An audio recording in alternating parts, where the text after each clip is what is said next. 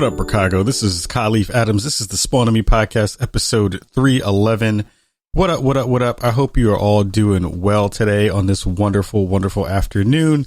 I am re-recording this episode because the last one I didn't like. I was rambly because a whole bunch of things were going on and I was trying to focus and I couldn't do it. So I'm re-recording the whole show. If you want to see the pre-version of 311, you can check it out on the Twitch VODs that we have up on our channel. So you can go to twitch.tv/SpawnOnMe and check that out and see where I botched it and how it's different. So it's like these those old school games where you get to look at the whole screen and you're like, all right, so that difference, spot the difference is going to be what it's going to wind up being for episode 311 on Twitch. But this is going to be the real joint, and I'm excited and happy to have you all here. If you did not listen to 310 of our show, where we had the amazing Taylor of Taylor Marketing for Creators, you missed out on a wonderful show, dope episode that you got a chance to hang out and talk to him about so many wonderful things and talk about, you know, if you are looking to build your media empire, if you're looking to, as I am, be the Tyler Perry of ASMR and of the gaming spaces, you will be able to learn some wonderful tidbits from him about how you can start to do some of that process and get better at marketing your stuff and getting more information out into the world about what you do in really smart ways. So huge thank you to Taylor for coming through last week, because I learned a bunch. I've put into action some of the things that he has shared with me of late. And it seems to be kind of at least starting or sparking the process for getting better. Because, hey, we've been doing this for almost 6 years, and there's always ways to get better at showcasing and sharing out your work, and also kind of, you know, learning about the process, because the process is constantly and consistently changing too. So it's the thing that you have to be ahead of the curve and make sure that you're paying attention to things. And again, like going to check out his work on Twitch is paramount. You must be doing that. Make sure that you are checking out and following his work as well. But this week, we have a couple of stories out in the world. There's some really cool stuff that's happening in the space, and I feel like now is a great time as ever, because this month has been madness. It has been a very, very busy couple of weeks. I think the past 6 months have been the busiest I've been in terms of creating content, and I'm still behind, quote unquote. I'm throwing up air quotes, still behind on getting some stuff out into the world in good ways, and I'm trying to figure out good ways to fill those gaps. But it's amazing just how busy things are here in Chicago, and also in so many other places and avenues in which we dwell. One of the big main stories, though, has been around streamers moving platforms. So we got to talk about it this week, because as of me re-recording this episode, another huge streamer has just moved from Twitch to Mixer. Last week, the big story was about Shroud, who, if you're familiar with his work, you understand just how big that streamer is in the space. Shroud has for a very long time been kind of deemed the master of the headshot. He has been one of the best, kind of most talented first person shooter players on the planet. He's always been known for his like amazing reflexes and his ability to get kills while playing first person shooter games, and how that has translated to him having a huge audience on Twitch over the years has been really cool to see. And just like Ninja, he has decided to take his talents not to South Beach, but to Seattle, basically, to go to Mixer and go perform over there. So it's been really interesting to see, you know, the conversation around folks like Shroud move over, and to see folks in that space like Ninja and now Shroud, make that move. And it's interesting because of a bunch of different things, where alongside Shroud moving over last week, today, as of Sunday, the 27th, King Gathalion, who is a huge Destiny streamer, has also announced his moving over to Twitch. To Mixer, I'm sorry. And the conversation that I'm hearing is multi-layered and multi directional, right? So it's like, one, you have this really interesting space where it feels a little bit like the Wild West. Like it feels like the All-Star game right now, where, you know, last year they had the pick'em version of the All-Star game where the two captains kind of picked the people that they want to be on their platform or be on their streams or be on their teams, I should say.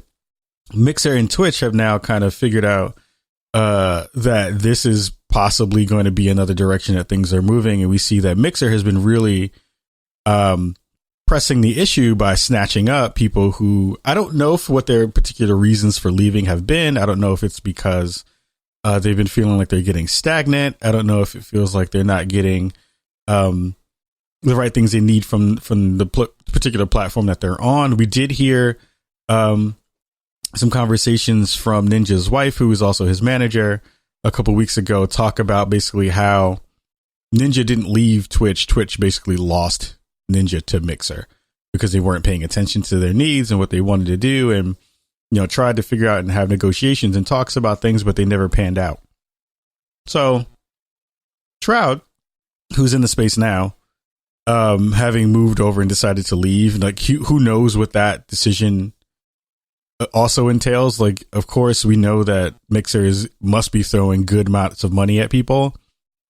It wouldn't make sense for Ninja to move over if he wasn't going to get a huge bag off of that.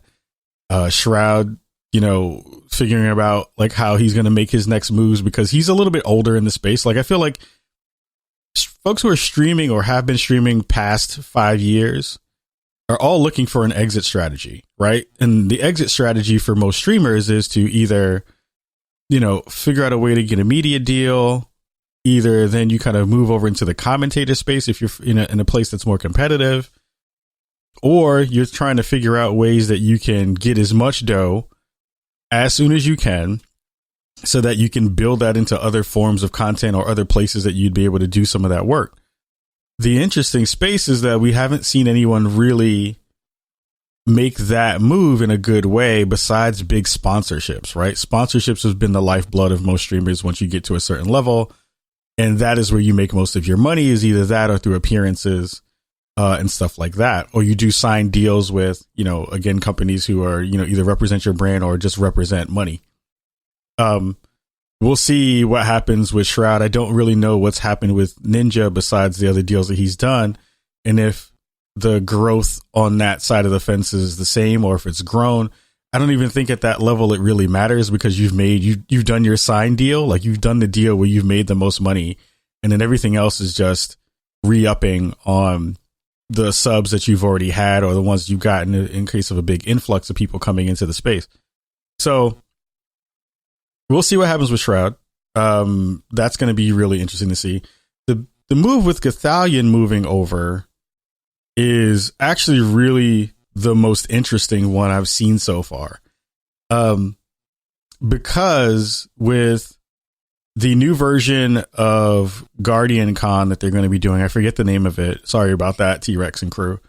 But the new version of Guardian Con, which again, if you're familiar with or a part of the Destiny community, you know, Gothalion is a huge Destiny streamer. He was kind of there on the ground floor once they started to get into the space. And he's grown his channel to really fantastic numbers over the years, you know, jumping off that game. That was the kind of springboard that got him into that space.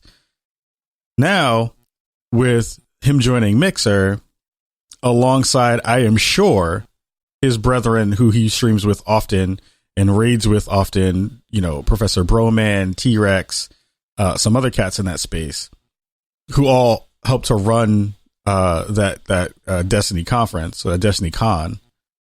It is going to be really interesting to see how Microsoft positions itself alongside that con, alongside Destiny in that way with this group of streamers, because I have a feeling Broman and T-Rex will probably jump ship too. It just kind of makes sense.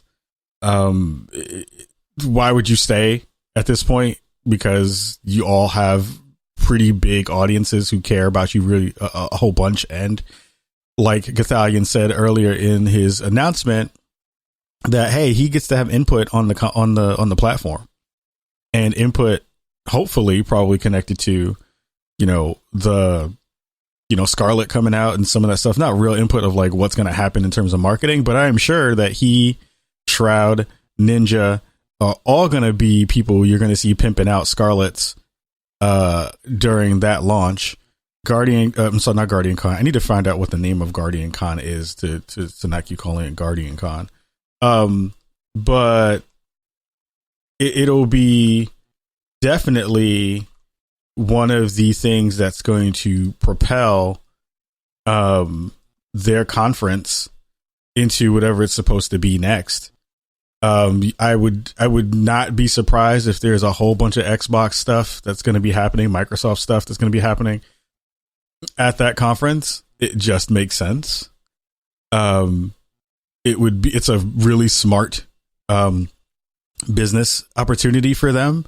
I'm sure, Lupo can't do it yet, but he's been a huge part of, it's called GCX. I'm sorry. So it's now GCX, not Guardian Con, but it'll be a huge part of the way that GCX maneuvers in the future. So it will be interesting to see, one, again, what the main players who have moved over to the new platform, or to Mixer, I should say, are going to do over there in terms of if they change the streams at all, if they do anything that's very different.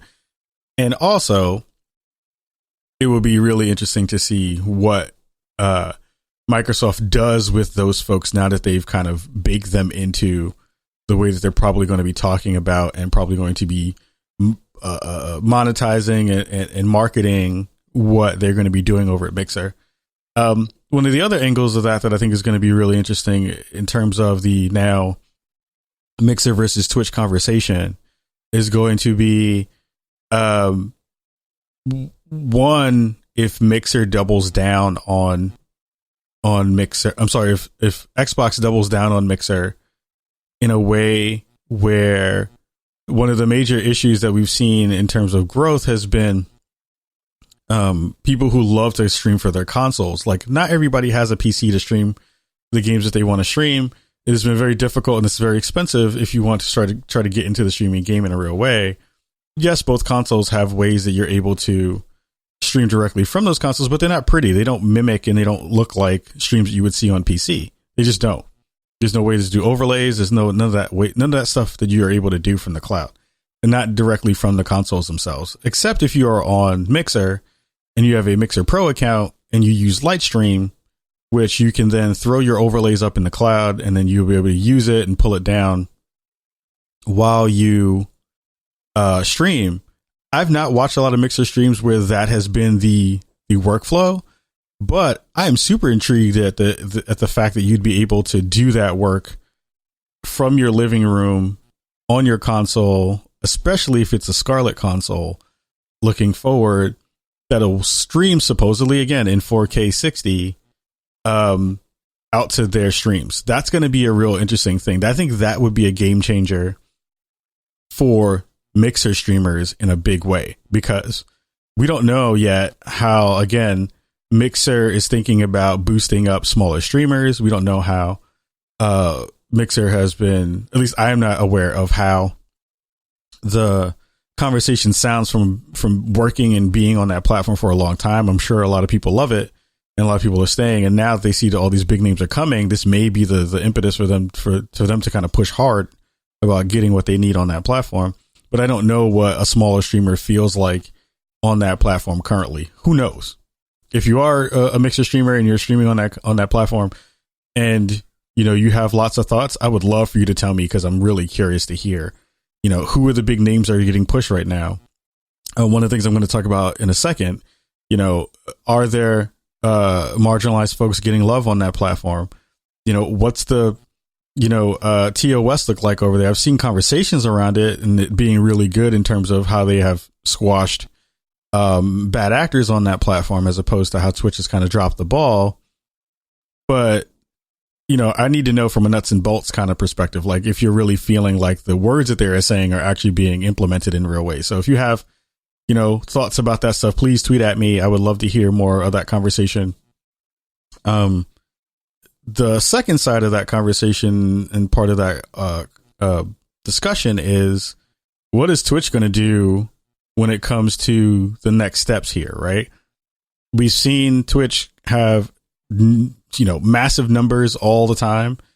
If you want to think about them probably being on a downturn, I don't know if that's necessarily the case. I feel like right now the conversation is really interesting, but and kind of engrossing, but it doesn't, I don't know if it's actually hitting the numbers that we think of when we talk about a decline, right?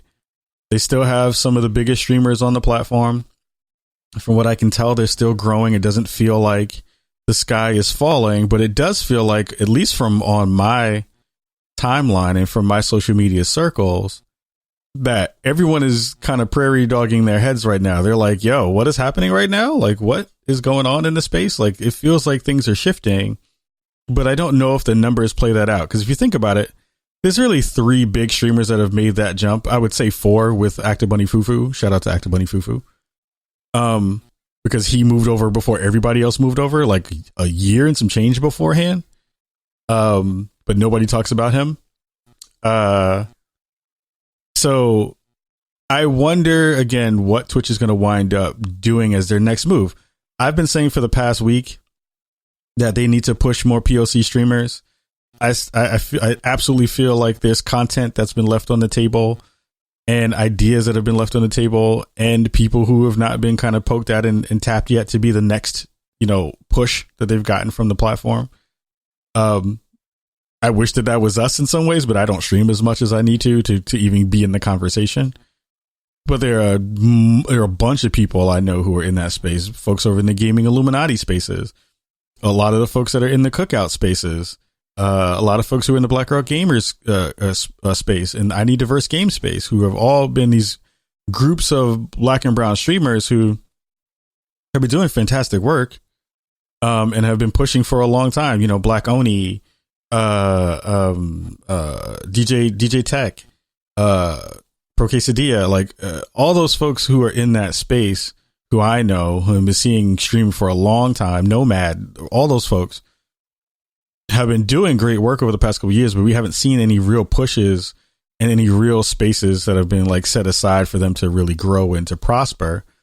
On the Mixer side, we've seen, and I saw JG the Don, who's also part of the gaming Illuminati, talk about the Xbox side of that again, where he was like, hey, we've seen you all kind of push the blacks and Xbox angle and talk about that in a real way. There's a website for it. Hell, Spawn on Me is on it. There's like 3 or 4 pictures of Spawn on Me related stuff that's within a couple of their websites that are Xbox related, that are Microsoft related. And we want to build some of that stuff out with whomever we're able to build that stuff out with. We're still working on that angle with Twitch. We would love to see how that would look from a Mixer perspective if the ideas are right, you know what I mean? But I think that Twitch has the time and space to really do some of that work in a good way. It's just really going to depend on how they actually angle some of that stuff towards boosting those folks and giving those people the space they need to do it. And it was funny, I had somebody jump into my DMs the other night, or I'm sorry, not the other night, this morning, right before we recorded this, and they were like, hey, who are some of the biggest black streamers that you know right now? And I guess that they were asking because they were like, if somebody black was to make the jump, who would it be, and basically would the internet care? There's only a couple folks that I can think of. Daquan over at TSM, Myth, who is probably the biggest black streamer right now that we would see. I think he's mixed with, he's black. King Richard, who's one of the top Fortnite players in the space. So there aren't a lot of huge names, and of course, I think that is based on lots of different reasons. I just don't think that Twitch has actually really pushed, black streamers at all in a real way, in a big way besides Myth of late, and that's only because of Fortnite. Because Fortnite was the thing that got Myth kind of put on. But it will be. I'm really just wondering how that's going to look, and when it's going to start to be like the red alert has started to happen on the Twitch side of things, where we're like, we're bleeding out right now of big name talent. Like, I think if Dr. Disrespect moved over, sadly, that would be the thing that would kick Twitch in the ass and say, yo, it's time to kind of move on this stuff. We have to figure out a way to stop the bleeding. But I don't, again, like, know how they look at it. If they look at it as like, yo, these are just, this is talent, and talent does what it does. And if they find a better spot, then, bon voyage and have a good day. But I feel like they've put in enough work that they want to kind of make sure that they're getting some of the benefit from all the work and money and effort that they've put into marketing and pushing these people to the forefront. And if they haven't done that stuff yet, then it's going to be, it's going to be a really weird time for the platform. I feel like it may be the first time that we see Twitch kind of really try to be a little bit more humble about their positioning. And again, like, one of the things I think people don't really pay attention to is that a lot of the firsts that we're seeing happen right now, like this whole kind of migration of big streamers to another platform, or even the idea that, like, hey, I need to dip off of here because someone else is offering up more money or more time or more press or more stuff, is really new. Like, even in terms of, handing down punishments from the Twitch side, like, Mixer has the benefit from watching Twitch botch it a couple times over the years to say, we don't want to do that. We want these things to be better on our platform. So we will implement those things first. And it looks new to a lot of people. It looks like, oh, these cats are really on it and they understand it. And yes, they are, because they've been paying attention. But Twitch didn't have the benefit of, and that platform didn't have the benefit of figuring it all out from the beginning. They had to mess up a couple times and then readjust, mess up some more times and readjust.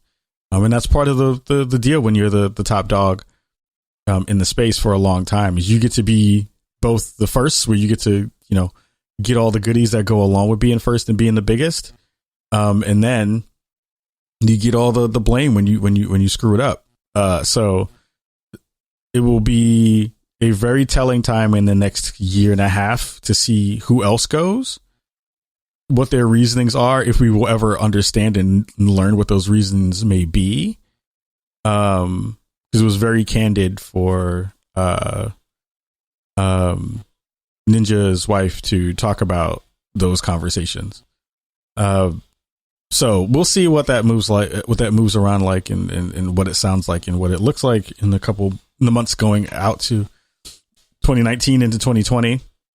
And then what happens in 2020 itself, and seeing how that maneuvers and kind of moves along. The other thing I want to talk about is Fallout 76 this year, and just how they have botched it super hard by trying to add a subscription service to Fallout 76. I am just confused and bewildered and dumbfounded at the fact that they have charged people, or wanting to charge people, for doing stuff in that game that should have been there on day one. Specific storage units for your materials, which now I'm hearing has been bugged and people have been losing stuff. They implemented NPCs in the world to make it more like, Fallout regular a couple of months ago, but they've kind of doubled down on that too. I want to know who the people are who are still playing, and I want to know who the people are who are going to pay for this stuff.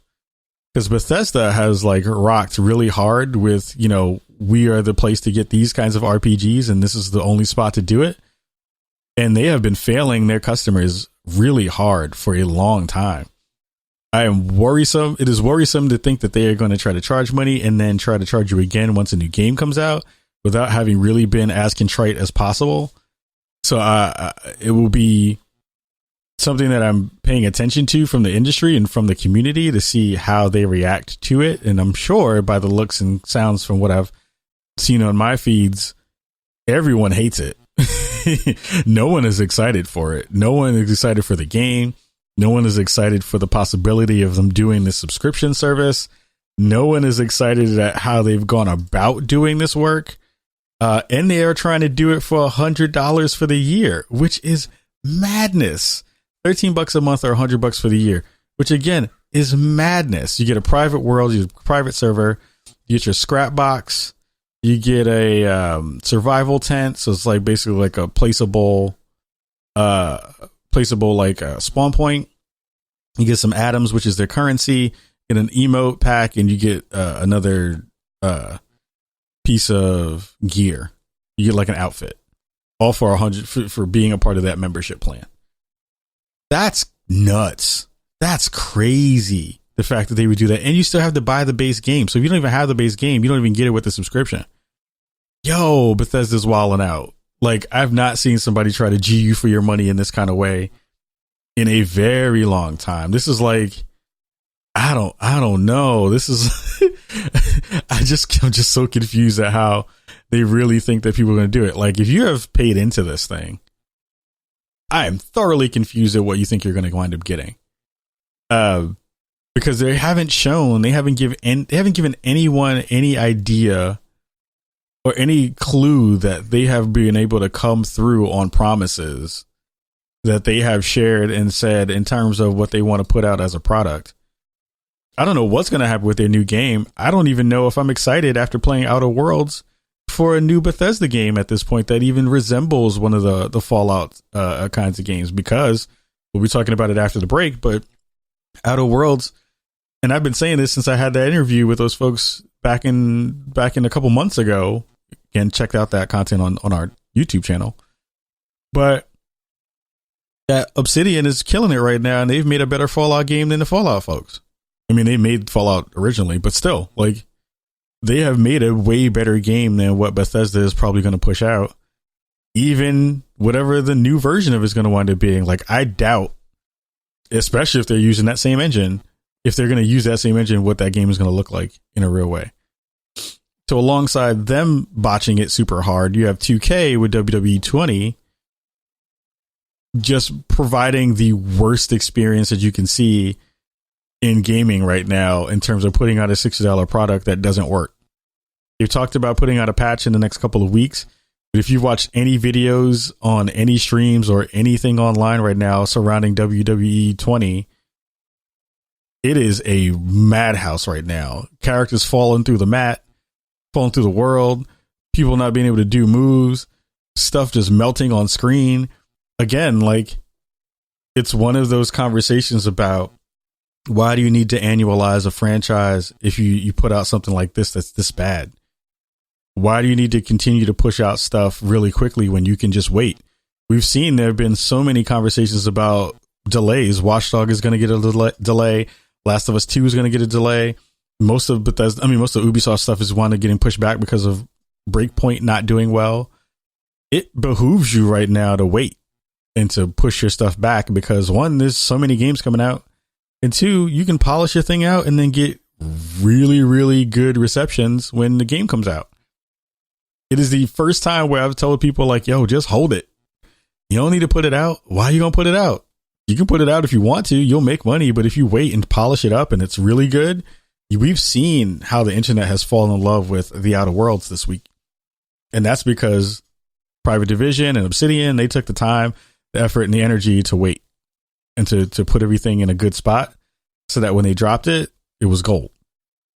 And it's nasty right now. It's so dope to be able to play a game that is polished and well done and well thought out. And people have been paying, giving it nothing but kudos everywhere. I've been able to see people talk about that thing. So 2K needs to figure out what they're going to do with their new franchise. I would love to see somebody else take their WWE license from them right now and someone else use it. And Bethesda, they like Todd Howard must just be sitting somewhere just like, yo, what did I do? Or somebody on that squad is just laughing their ass off and being like, we got him again. Got him. Somebody is definitely on the got him tour right now in Bethesda's wheelhouse. So I don't know. If you're having problems or if you've paid into the membership for Fallout 76, please let us know on social media or, through our email. If you are playing WWE 2K20 and you have thoughts about it, I would definitely want to know about some of that stuff as well. But for now, we're going to take a quick 2-minute break. We're going to talk about what we've been playing and a couple of other things right after the break. We'll see you right after this.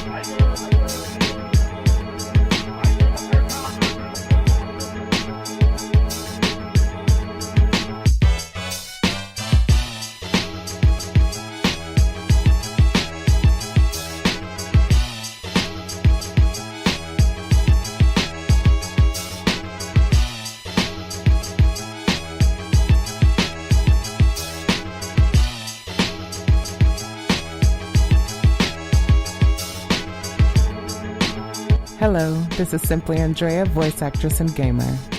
Welcome to Chicago. Welcome back to the Spawn on Me podcast. This is your host, Khalif Adams. This is episode 311 of the Spawn on Me podcast. If you missed the first half of the show, you are bugging. You need to go back and go check out the rest of what we've already talked about on the show. We had a lot of great conversations about the mix-up, the way that the way that Microsoft and Twitch have been mixing it up with people going to Mixer. And Bethesda and 2K talking about some of their mess ups in the past couple of weeks with the launches of their games. But towards the end of the show, towards the second half of this episode, we want to talk a lot about what we've been playing because there's some really good stuff in the mix right now. It feels like 2019 has been one of the best years for gaming. We've said that back in 2017. We kind of said some of that towards the end of 2018 as well. It feels like there's just so many good things that you can dig into right now, and how all those things are kind of changing the landscape in the way that we kind of think about games. Outer Worlds has been a very cool experience. I have not played a lot of it because I have been waiting to play it on PC.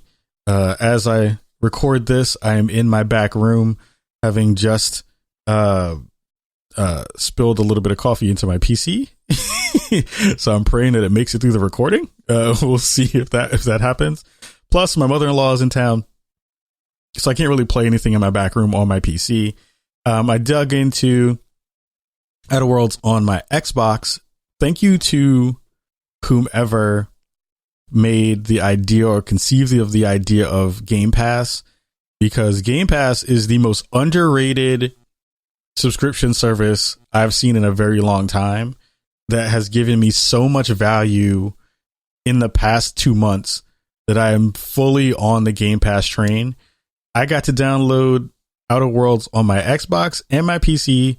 I'm not going to say for free because I'm paying a subscription, but it was just there. I hit a button. It was like, yo, install it. You have this membership. It is a brand new $60 game that is one of the Game of the Year contenders. And I just hit a button and it was like download, and it just started, and I have it on both of my consoles and I can play it in either spot. We had a review copy from our folks over Private Division. Shout out to Private Division. On my PS3, on my PS4, but I knew that this was going to be a game that I wanted to play on PC. Like, having played it at a demo session and a press review session some months ago when we did that interview, I played it on a beefy PC, and I sold me on playing this again on a beefy PC. It just looks amazing. It sounds amazing.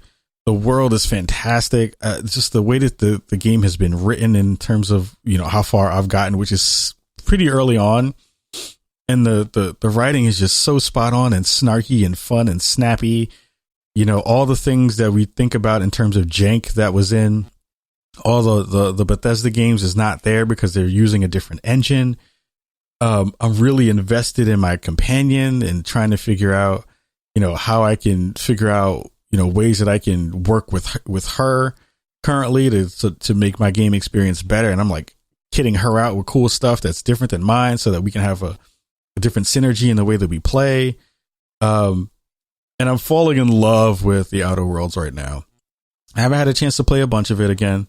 I'm super early on in what I've been able to check out. But for the most part, I am extremely pleased. I am very happy with what I have so far. And if it continues to go down this road, then I am going to be in even a better space to be able to talk about this game in a real way and share out some content for that stuff at a later date. One thing I wanted to share is that if you do not have a beefy PC to be able to play this thing, again, I haven't made the comparison on PS4 Pro, but I don't think I've ever seen a game as beautiful on my Xbox yet. I have an Xbox One X.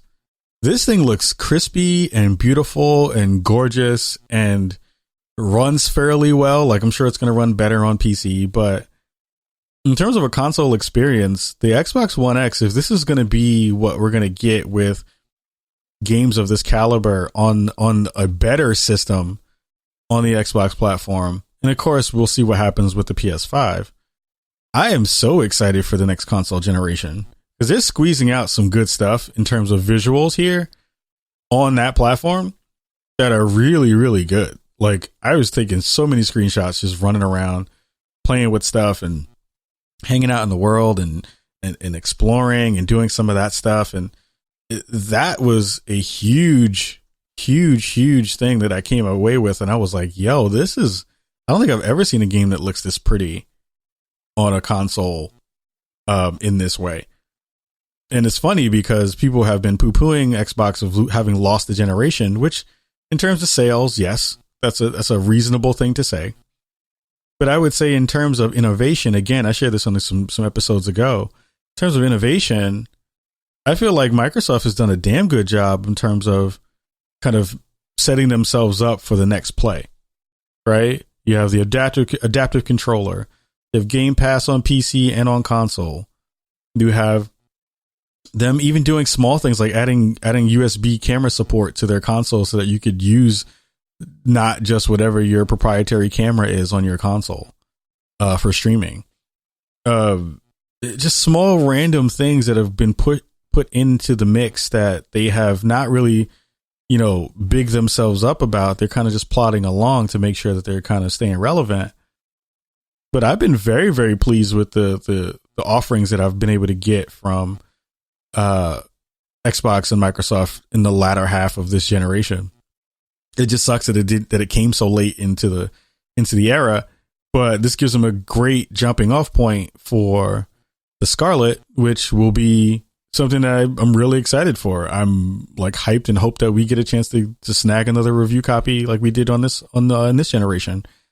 It'll be really cool to see what they're going to do in terms of building that stuff out for more games to feel like they have a place there that they can then kind of make the move over into Game Pass and feel like it's being done well. I don't know what the deal was that Obsidian made with the Xbox folks, but I am sure that it's probably paid off in spades right now because of all the good PR that they've been getting. I'm sure that more than one person has bought that game with the information that's been shared out about how good it's been. There's been a really cool couple of articles out on Kotaku from Gita Jackson and from Paul Tamayo about just learning how to kind of get into it and how to play it and some of those things. And it feels like at every turn, everyone's talking about how well it is. The one thing I have heard about has been that the subtitles are really small, and that has been, not only a knock on it for folks from an accessibility standpoint, but from people who are, able to see fairly well. It's just like the text is just really small, and you can't really do a bunch with it. I'm hoping that that's something that they'll be able to patch out and fix, because that was a thing that even I noticed because I play on my TV and it's not that far away, but it's far enough that I had to kind of strain to see things. So we'll see how that works out in the next couple of weeks and if they figure that out and make that a thing. And again, like they just built on all the other structures that the previous Fallout game has, and they've done it better. VATS is different. It's called basically like a TDD, time dilation aspect to the game. Feels way better and smarter. I do miss the like kind of freeze frame where you then stop everything, you kind of pinpoint where it is and you see the percentages and stuff. Like that stuff is always cool. I have some small things I think about in the UI and some of the ways you compare some of the stuff that you do. It's a lot of menus to go through, but I feel like in the grand scheme, it feels really good. And I'm just super excited to jump into more of it. I feel like if you're playing it and you want to play more of it, it needs a photo mode, a proper photo mode. But besides that, like I don't have any complaints so far. I haven't found anything that's been super buggy or gross or weird.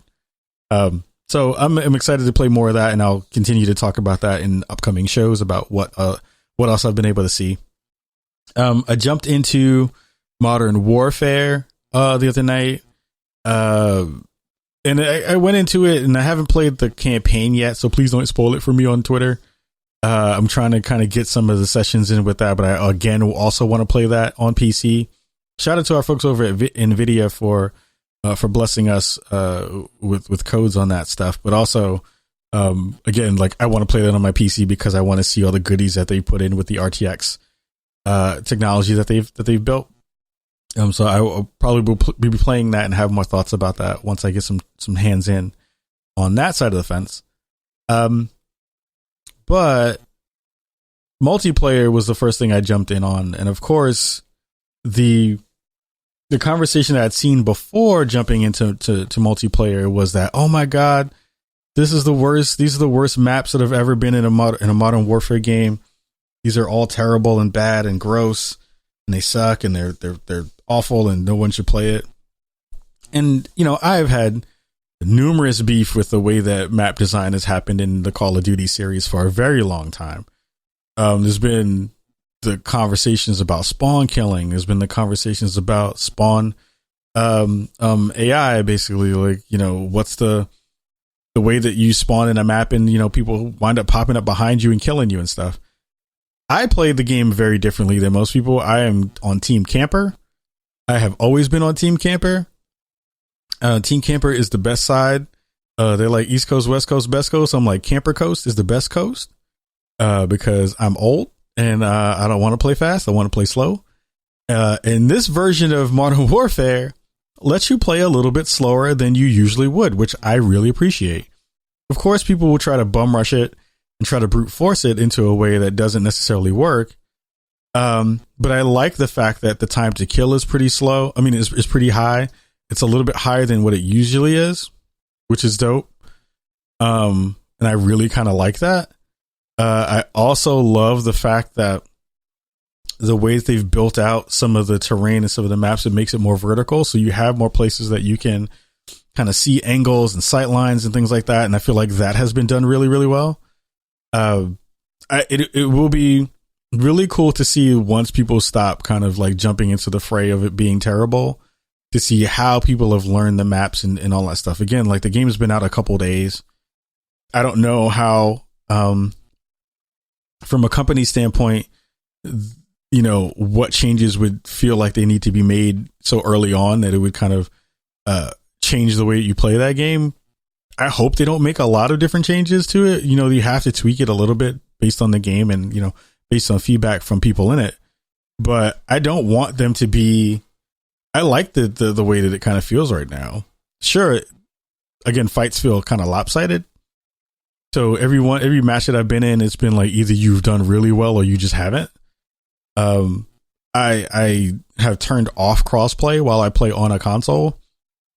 I will probably turn it on when I'm playing it from a PC, because I can't compete with PC players if I'm in the same room as them on console. They just have an advantage. Like mouse and keyboard is superior in terms of being able to shoot things fast. It is just that's the way it is. And I as a person who wanted to buck against that forever, like, yo, I could take out a PC player. Like I've done it on Apex. I've done it on some games. I have not tried it yet on console. I mean, on PC with a controller, because that's the way I usually prefer to play. And I will, you know, definitely and absolutely eat crow if that's the case and I'm able to do well. But for the most part, like it's just easier for me to turn that off and not be as frustrated as I already am with some of the stuff that happens, to have PC players sniping me from across the map with me just poking my head out. I will say I really do like the fact that they have some variations on some of the game types that they've had in the past. I feel like they've done some smart things there.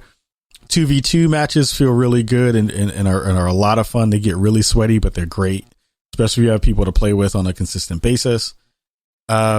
What else is there? I really like the gunsmith stuff. I think that stuff is really cool. The one thing I'm really actually the most excited about, again, is single player. I want to check out that campaign because I'm hearing so many different things. And I want to see how they treat it.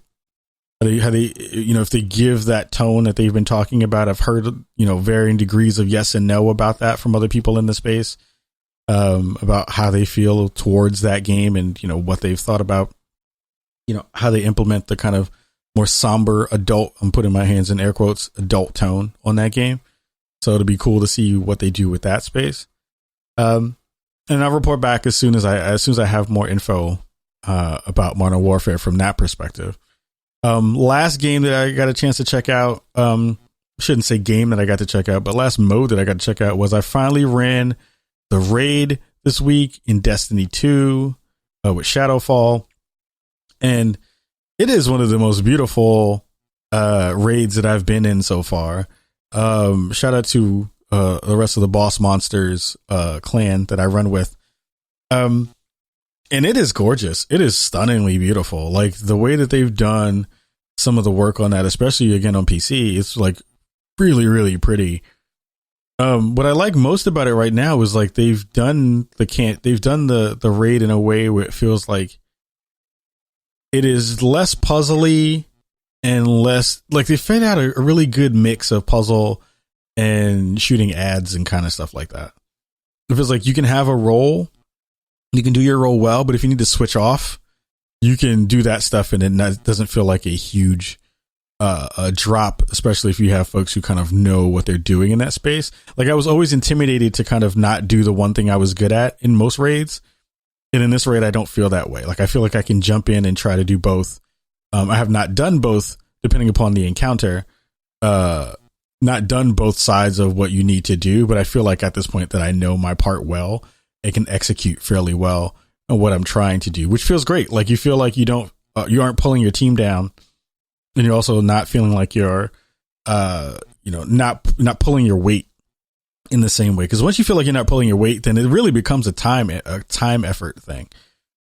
And once you feel like you're not doing well, other people start to like worry about you taking up their time, which feels gross. It sucks. I hate that part about rating. It's like if you're not really on point and you're learning it, there's a really small margin for error before people start to think of you as dead weight. And don't really give you the amount of grace to be able to do that. Maybe that's part of just the folks in my clan, even though my clan has been pretty okay about it. But it makes me wish that there were multiple clans that you could join just for the sake of being able to run stuff with more people. Like you can run it solo as a solo person jumping into somebody else's group, but it's not as fun. Because the camaraderie parts are really what make raids great. And if you don't have another squad that you can run with, especially because most of the folks that I run with are on East Coast time. So when I get home, they're about to go to bed. They'll raid around 5 p.m. EST. By that point, I'm still at work. So I can't even run until later that week, or maybe on the weekend if people are doing late runs or something like that. Nevertheless, getting more than one run in a week. So that was really me crying out for a new clan. But having played through it and gotten to the last boss, we haven't finished the last boss on my run. It is one of the best raids that Destiny has ever put out. I feel like it is one of the coolest versions of a raid that they've put out. They've done such a good job in terms of listening to the audience and feeling like now with the Armor 2.0 stuff that you can actually tune your gear towards doing well in a raid as opposed to just getting what you usually think as the things that'll push out the most damage. Yes, there's an aspect of that, but also there's stuff in there that's like, hey, I want to just have more survivability, and I'll be able to tweak towards that if I'm, kind of squishy as a hunter, which we all are as hunters. It will be really cool to see how they build upon this for the next amounts of content that they have. But I also do wish that it's like, they still have that thing where the meta becomes the meta, and the meta becomes the meta because it is the highest DPS that you can do and how much damage you can put out per encounter. So that means that stuff that people are currently using, if I didn't do those quests way back in the day, like the Izanagi quest for that sniper rifle, which now is the sniper rifle that everybody's using, I have to then figure out a substitute for whatever that may be that may not help my team as well get a thing done. So that is a thing that I'm thinking about a lot, and I just don't have the time or necessarily the want to figure out how to do those things if I can help it. Like, I don't want to run that long ass quest, even though that sniper is dope. I don't want to run that long ass quest to be able to feel competent in the raids that I'm doing. So that's the thing I'm sure that they have been thinking about. Bungie is full of smart people. Shout out to Lisa Brown again, who we love as a Chicago resident here. who is one of the main folks making great content on that game alongside numerous other people. But we know Lisa, we love Lisa, so whatever. The last thing before we go for episode 311 is that I have finished. I am one of the few people in the world who has finished Death Stranding, Kojima's new joint. As of last week, Friday, I finished that game. I can't talk about it yet due to NDA and embargo. But on November 1st, you will be able to read my review. And if my computer doesn't die because I spilled coffee in it, I will have a 20-minute video that will go out on our YouTube channel that same day or the day afterward. I just need time to cut it together and do the scripting and all that stuff. But I have to say that I'm really excited, and thank you to the Hollywood Reporter for the opportunity, connecting us with the folks over at Sony. And it's been the second time that I've had the chance to work with the folks over at the Hollywood Reporter, which again is a huge name in the space. And I feel really blessed to be able to have done something over there again for such a huge game. It's been really great in terms of the experiences that I've had with those folks in terms of, discussing strategy about like how we want to put out the content that we want to do together, and them giving me the chance to actually do that stuff has been really, really cool. So November 1st, make sure you're checking out the Hollywood Reporter.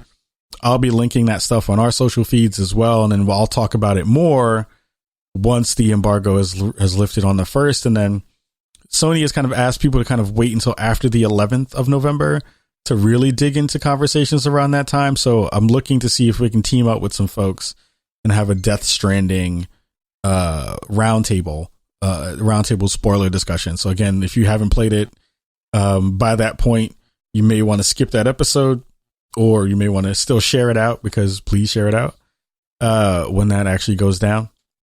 But who knows at that point, like how many people would have actually finished it besides people in the press anyway. So you may see me try to jump on somebody else's podcast to talk about it too, to get my thoughts and feels out in the world about that game. Because there are lots of thoughts and feels about that game in many, many directions. And I'm really excited to start the process of talking about that thing, because I've been holding on to it for almost a month at this point. So besides that, the one other thing two other things I want to talk about real quick. One, we have our listener survey, our audience survey that is pinned to my pinned tweet on both of our social media feeds, on the Spawn on Me one and and my personal one, Kajakins, on Twitter. If you're a Chicago resident, please fill that out for us. One of the conversations that I keep having with people about what we want to do for the show and how we want to grow it and get in front of more people, and also how we want to kind of bridge out Spawn for Good, which we're going to be doing another version of Spawn for Good in early. Hopefully we'll be doing it before the end of the year, but if not, we'll definitely be doing it in our usual MLK spot in 2020 in January.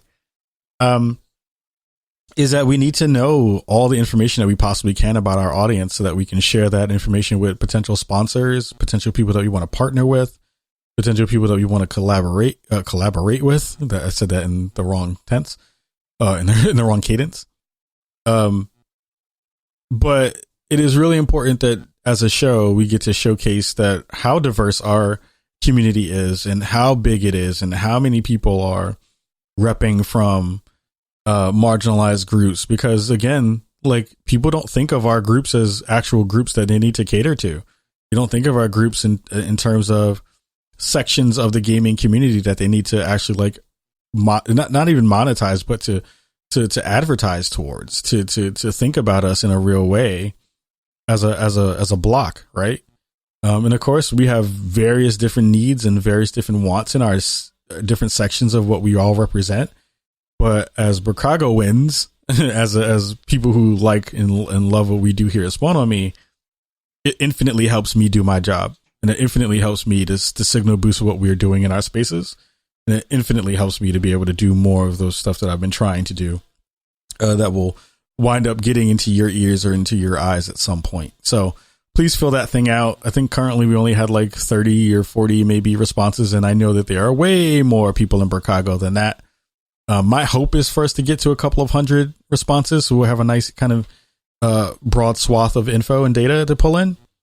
But besides that, like, again, thank you so much for doing that.